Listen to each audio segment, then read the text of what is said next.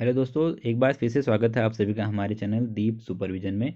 आशा करता हूं कि आप सभी पूर्ण समर्पण, उत्सुकता और आत्मविश्वास के साथ अपने सपनों को साकार करने हेतु निरंतर प्रयत्नशील होंगे।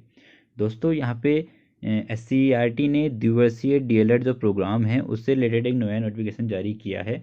जैसा कि आप सभी को पता है कि इससे पहले डीएलएड के जो प्रवेश परीक्षा है या फिर एंट्रेंस टेस्ट हुआ था और उसमें जो कैंडिडेट सेलेक्ट हुए थे उनकी यहाँ पे काउंसलिंग कराई गई थी। परंतु उस काउंसलिंग में बहुत से कैंडिडेट अब्सेंट थे और उन जो जितनी भी 650 सीटों में से जितने भी बच्चे अब्सेंट थे फर्स्ट लिस्ट में, अब उनकी एक वेटिंग लिस्ट यहाँ पे जारी की गई है। बहुत सारे कैंडिडेट्स यहाँ पे पूछ रहे थे कि वेटिंग लिस्ट कब तक आएगी डीएलएड की। तो अब ये वेटिंग लिस्ट आ चुकी है और यहाँ पे जो वेटिंग लिस्ट है उन कैंडिडेट्स को यहाँ पे काउंसलिंग के लिए, राज्य स्तरीय काउंसलिंग के लिए 22 और 23 दिसंबर 2022 को SCERT कार्यालय नूनूर खेड़ा देहरादून के सभागार में यहाँ पे बुलाया गया है। 22 और 23 दिसंबर को आप जो है SCERT कार्यालय देहरादून के सभागार में उपस्थित हो सकते हैं अपनी काउंसलिंग के लिए। जितने भी वेटिंग वाले कैंडिडेट्स हैं उनकी सूची यहाँ पे दी गई है वेबसाइट्स में, आप वहाँ पे वो सूची देख सकते हैं। और इसी के साथ यहाँ पे SCERT ने एक और इम्पोर्टेंट बात कही है। उन्होंने कहा है कि अगर जो भी कैंडिडेट्स यहाँ पे उक्त जो काउंसलिंग की तिथि है 22 और 23 दिसंबर को अगर किसी भी कारणवश अब्सेंट हो जाता है तो उनको एक लास्ट जो मौका दिया जाएगा वो 26 दिसंबर 2022 को दिया जाएगा। और उसके बाद अगर यहाँ पे अंतिम अवसर यहाँ पे प्रदान किया जाएगा। अगर इसके बाद भी अगर कोई अभ्यर्थी अगर नहीं आता है तो उसका जो अभ्यर्थन है वो स्वतः ही निरस्त मान लिया जाएगा। यानी कि अगर जो कैंडिडेट 26 दिसंबर को भी अपनी काउंसलिंग नहीं कराता है, जितने भी वेटिंग वाले कैंडिडेट्स हैं, अगर वो 26 दिसंबर को जो लास्ट दिन है अगर उस दिन अपनी काउंसलिंग नहीं कराते हैं तो फिर उसके बाद उनको वेटिंग लिस्ट में भी काउंट नहीं किया जाएगा और उनका अभ्यर्थन यहाँ पे निरस्त कर दिया जाएगा। जो जितने भी कैंडिडेट्स यहाँ पे वेटिंग लिस्ट में जिनका भी नाम आया हुआ है वो कैंडिडेट्स यहाँ पे जो SCERT के सभागार में जा करके अपनी काउंसलिंग करा सकते हैं। उनके पास एक बढ़िया यहाँ पे अपॉर्चुनिटी है, आप वहाँ जाइए और अपनी काउंसलिंग करा लीजिए। और इसके साथ यहाँ पे जो SCERT ने कहा है कि जो SCERT की वेबसाइट है SCERTuk.gov.in और इसके साथ जो UPSC.uk.gov.in, इन दो वेबसाइटों में जो वेटिंग लिस्ट है वो यहाँ पे दी गई है। उसमें जितने भी कैंडिडेट्स यहाँ पे सिलेक्ट हुए हैं वेटिंग में तो उन कैंडिडेट्स के वहाँ पे नाम है। आप अपने नाम, अगर आपका वेटिंग लिस्ट में नाम है तो आप वहाँ पे चेक कर सकते हैं। मैं यहाँ पे आपको दिखा भी देता हूँ कि जिन कैंडिडेट्स का यहाँ पे नाम आया है कितने कैंडिडेट्स यहाँ पे चयनित हुए हैं। तो फ्रेंड्स, ये वो कैंडिडेट्स की लिस्ट है। जैसे कि आप देख सकते हैं साइंस ग्रुप है और इस साइंस ग्रुप में लगभग यहाँ पे टोटल जो कैंडिडेट्स हैं वो यहाँ पे 45 कैंडिडेट्स यहाँ पे साइंस ग्रुप में यहाँ पे अभी तक चयनित हुए हैं। और जितने भी नाम यहाँ पे हैं आप देख सकते हैं। यहाँ पे कैटेगरी वाइज जितनी भी सीटें यहाँ पे वैकेंट रह गई थी पहले, उन सबके यहाँ पे नाम दिए गए हैं। आप उन कैंडिडेट्स के यहाँ पे नाम देख सकते हैं। जो भी कैंडिडेट यहाँ पे सिलेक्ट हुए हैं यहाँ पे सबके नाम दिए गए हैं। यहाँ पे साइंस ग्रुप में लगभग 45 कैंडिडेट यहाँ पे सिलेक्ट हुए हैं। और उसी के साथ देखिए सेकंड है अदर कैटेगरीज। अदर कैटेगरीज का फ्रेंड्स यहाँ पे मतलब है जितने भी जो विज्ञानेतर वर्ग के जो कैंडिडेट्स हैं जो सिलेक्ट हुए हैं वेटिंग लिस्ट में, तो उन कैंडिडेट्स के यहाँ पे नाम दिए गए हैं। अगर आपका भी इसमें नाम है तो आप अपनी काउंसलिंग जो UPSC के जो कार्यालय है उसमें जा करके अपनी काउंसलिंग यहाँ पे करा सकते हैं। आर्ट ग्रुप में लगभग 53 कैंडिडेट ऐसे हैं जिनका सिलेक्शन यहाँ पे हुआ है।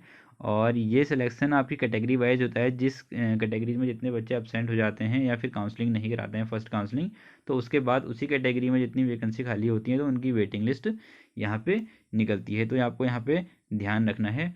ये आपकी वेटिंग लिस्ट है। तो फ्रेंड्स, जिन भी कैंडिडेट्स का यहाँ पे वेटिंग लिस्ट में नाम आया है तो उनके लिए यहाँ पे SCERT ने यहाँ पे जो काउंसलिंग से रिलेटेड जो विस्तृत दिशा निर्देश हैं, जो टर्म्स एंड कंडीशंस हैं, वो यहाँ पे जारी की हैं। और उसी के अनुरूप यहाँ पे आपको काउंसलिंग के लिए जाना है। यहाँ पर आपको हम देख सकते हैं नीचे कि कौन कौन से डॉक्यूमेंट आपको यहाँ पे लेके जाने हैं। सबसे पहले यहाँ पे जो आपका हाई स्कूल का अंक पत्र है या फिर जो मार्कशीट है, उसके अलावा प्रमाण पत्र और इंटर का अंक पत्र, इंटर का प्रमाण पत्र और स्नातक की जो हर जो प्रत्येक सेमेस्टर या फिर प्रत्येक वर्ष की जो मार्कशीट्स होती हैं वो लेके जानी है। और इसके साथ जो स्नातक का प्रमाण पत्र है वो भी आपको लेके जाना है, यानी कि डिग्री आपको लेके जानी है ग्रेजुएशन की। आपने अगर जिसके पास डिग्री नहीं भी है तो यहाँ पे प्रोविजनल डिग्री लेके जा सकता है, लेकिन आपको प्रोविजनल डिग्री अभी के लिए मिलेगी। आपको जब भी आपकी ओरिजिनल डिग्री आती है तो उसके बाद आपको ओरिजिनल डिग्री जो SCERT में यहाँ पे जमा करनी पड़ेगी आपकी। उसी के साथ साथ आपको जो SC ST और OBC और EWS से रिलेटेड जो प्रमाण पत्र हैं वो भी यहाँ पे जमा करने हैं।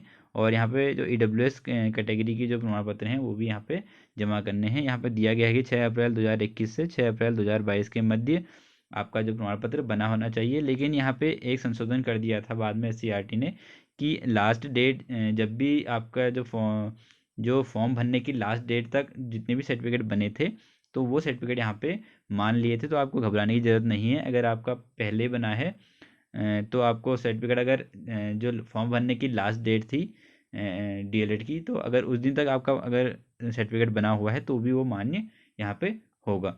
वैसे ही OBC जो सर्टिफिकेट है वो भी आपकी फॉर्म भरने की लास्ट डेट तक आपका अगर वैलिड है तो भी वो आपका मान्य होगा। इसमें ये क्राइटेरिया बाद में संशोधन कर दिया था SCERT ने। इसके साथ आपको जो आपका DLED का प्रवेश पत्र है वो भी यहाँ पे लेके जाना है, और एक आधार कार्ड और 2 जो आपकी फ़ोटो हैं वो भी लेके जानी है। और जो आधार कार्ड और कोई या फिर कोई अन्य फ़ोटो युक्त वैध ID कार्ड आपको लेके जाना है। इसके साथ 2 पासपोर्ट साइज आपको फ़ोटो भी यहाँ पे लेके जानी है।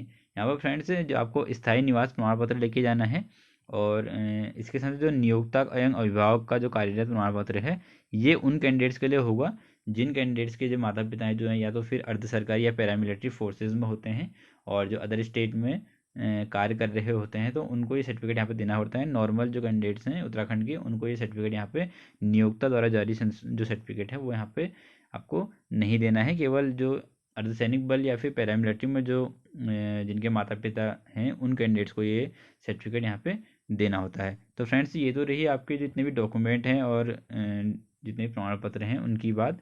और इसी के साथ साथ यहाँ पे SCERT ने आपसे कुछ जो दिशा निर्देश दिए हैं उनको आप अच्छे से पढ़ लीजिएगा। आपकी एज से रिलेटेड या फिर अदर भी जितनी भी डिटेल्स हैं यहाँ पे SCERT ने उनको दिया है। तो आप इस जो सेक्शन है इस PDF को अच्छे से यहाँ पे पढ़ लीजिएगा, और उसी के अनुरूप जो है आप अपनी SCERT में अपनी काउंसलिंग यहाँ पे करा सकते हैं। तो फ्रेंड्स मैंने आपको बता दिया है कि जितने भी आपके काउंसलिंग से रिलेटेड जो जानकारी है ये इस वीडियो में आपने कवर की है। और अगर आपका जो नाम है वो वेटिंग लिस्ट में आया हुआ है तो आप SCERT में जा के अपनी काउंसलिंग कर सकते हैं, और उसके बाद जब भी आपका एडमिशन होगा तो उसके बाद एडमिशन आप ले सकते हैं। बहुत सारे कैंडिडेट्स का ये भी क्वेश्चन है कि जो DLED की जो क्लासेस हैं वो कब से शुरू होंगी और एडमिशन कब से शुरू होंगे, डाइट अलॉटमेंट कब से शुरू होगा। तो मैं आपको बता दूं कि मोस्ट प्रोबेबली ये है कि अभी जो फर्स्ट काउंसलिंग हो चुकी है जिन कैंडिडेट्स की, और जो अभी वेटिंग लिस्ट के थ्रू जो कैंडिडेट्स आएंगे उनकी जो जितनी भी डाइट अलॉटमेंट और एडमिशन होगा वो जनवरी 15 के बाद या फिर जनवरी लास्ट में स्टार्ट होंगी क्लासें। और डाइट अलॉटमेंट तो शायद जनवरी सेकेंड वीक में हो जाएगी, और जनवरी लास्ट में आपकी क्लासें भी स्टार्ट हो जाएंगी। अभी तक यही सुनने में आ रहा है कि जनवरी लास्ट में आपकी क्लासेस स्टार्ट हो जाएंगी। तो आप धैर्य रखिए, और अगर आपके मन में अगर और भी कोई क्वेश्चन है तो आप हमसे कमेंट बॉक्स में ये क्वेश्चन आप पूछ सकते हैं। यथासंभव मैं आपके जो भी प्रश्न हैं उनके उत्तर देने की यहाँ पे कोशिश करता रहता हूँ। तो फ्रेंड्स आज की वीडियो में बस इतना ही। जय हिंद, जय भारत।